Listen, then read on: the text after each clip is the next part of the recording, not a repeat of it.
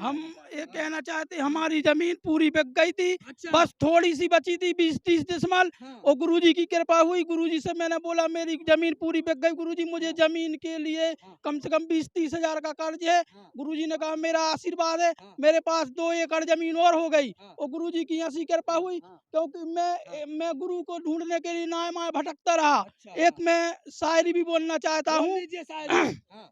मैं गुरुजी के गुरुओं को ढूंढने के लिए निकला, जब हाँ। मैं बोलना चाहता हूँ। हाँ।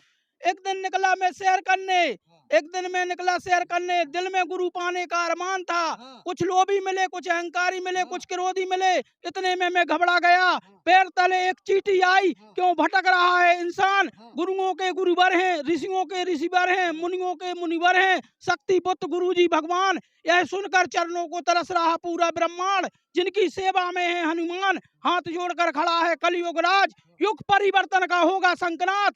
जिन्हें पूर्ण करेंगे शक्ति पुत्र गुरुजी भगवान, जिनके चरणों को तरसेगा संसार। यह कह रहा है उमेश योग भारती आज, यह कह रहा है उमेश योग भारती आज। अजगर करे न चाकरी, पक्षी करे न काम, दास कबीरा कह गए सबका दाता राम। राम कहे कलयुग में भगवानों के भगवान है, शक्ति पुत्र गुरुजी भगवान। यह सुनकर चरणों को तरस रहा पूरा ब्रह्मांड, जिनकी सेवा में है हनुमान। हाथ जोड़कर खड़ा है कलयुग राज, युग परिवर्तन का होगा संकनात। जिन्हें पूर्ण करेंगे शक्ति पुत्र गुरुजी भगवान, जिनके चरणों को तरसेगा संसार। यह कह रहा है उमेश योग भारती आज।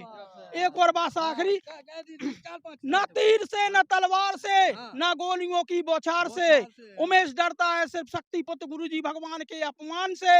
जिनके हृदय में है माँ का वास, जिन्हें संसार के गुरु हाथ जोड़कर करेंगे प्रणाम। यह कह रहा है उमेश योग भारती आज।